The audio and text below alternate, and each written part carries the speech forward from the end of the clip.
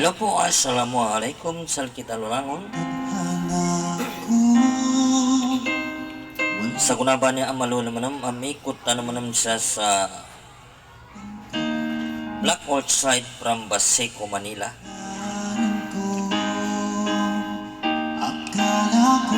So Orchid Baseco Black ay ito po ang Black Orchid. Ibig sabihin ito po yung mga unang-una ang mga black. Salamat sa ating buong may kapal. Ikaw pala'y Ito po, dito na po tayo mag-uumpisa sa era po nito. ngayong sinta. Tayo nang nasa So, sabi nila ay ang black ay dito pala nag-umpisa ang mababa na bilang. pag-ibig. Sa damdamin ko ang labis na Katulad ng black 1, black 2, pangako ko. black 3, black 4, black 5, black 6, Ibig ko black 7, black 8, black 9. Ito po yung mga orchid po ang mga black dito sa Barangay 649 Baseco, Portera, Manila. So ngayon baybayin po natin itong tabi ng ilog. Ito po yung ano ng diretso po sa Block 9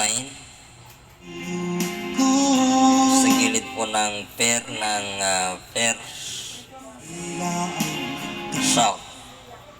saksi na sa So dito na po mapupunta tayo dito sa Block 9. kala ko. Hanggang sa panaginip lang na ako ay iyong mamahalin. So nandito na tayo, padiretso tayo sa ating barangay 649 Baseco, Ikaw ba Portera, Manila.